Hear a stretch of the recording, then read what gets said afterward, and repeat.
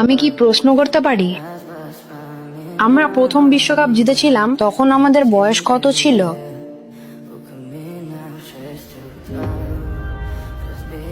আমি আপনার সাথে কথা বলতে চেয়েছিলাম।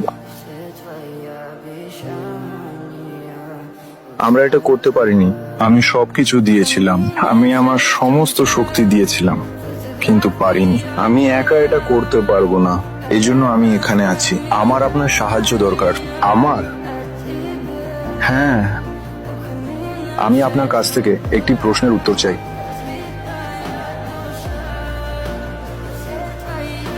আপনি কি চান আমি শেষবারের মতো চেষ্টা করি আপনার জন্য?